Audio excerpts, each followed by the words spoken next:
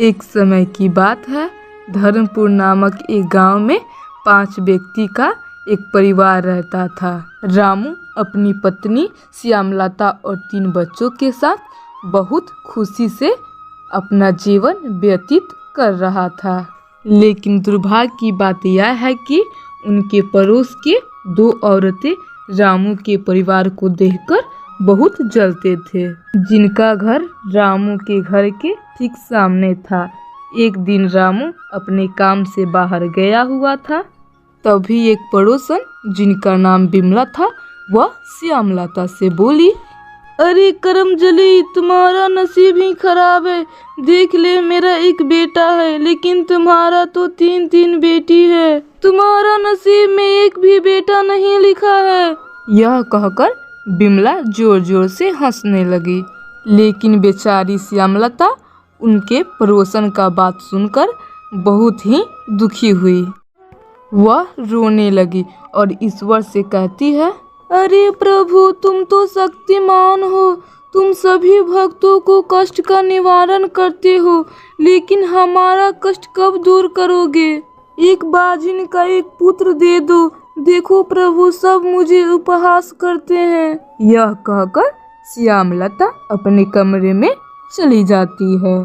फिर काम से लौटकर रामू अपने घर आता है। तभी उसकी पत्नी श्यामलता बोली, अरे जी, सुनते हैं हमारी एक पड़ोसन बिमला हमारी उपहास बनाकर चली गई। यह सुनकर रामू, अरे भाग्यवान, चलो जाने दो। भगवान हमारे भाग्य में एक भी बेटा नहीं लिखे हैं। प्रभु की जो मर्जी। यह कहकर रामू और श्यामलता अपनी बेटियों के पास जाते हैं। बेटी, पिताजी, आज हमारे लिए आप क्या लाए हैं? पिता, अरे बच्चों, आज मालिक ने हमें पैसा नहीं दिया। कल आपके लिए ढेर सारी मिठाइयाँ लेकर आएंगे। यह सुनकर बच्चों को बहुत दुख हुआ। ऐसे ही जिंदगी कटती गई। 10 साल के बाद रामू के घर में एक सुंदर बालक ने जन्म लिया, जिनका नाम रामू ने कन्हैया रखा। रामू, अरे श्यामलता, देखो, आज भगवान ने हमारी प्रार्थना सुन ली। हमारे घर में एक सुंदर बालक जन्म लिया है।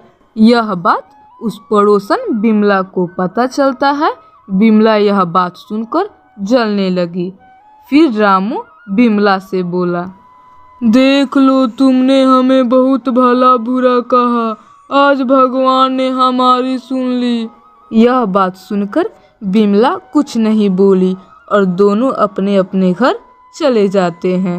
बहुत दिनों बाद जब कन्हैया बड़ा होता है और गांव में निकलता है, तो वहीं पड़ोसन बिमला मन में सोचती है, अरे ये तो बड़ा हो गया, पढ़ने में भी ठीक है, लेकिन मेरा बेटा कुछ नहीं करता। यह सोचकर बिमला बहुत दुखी हुई।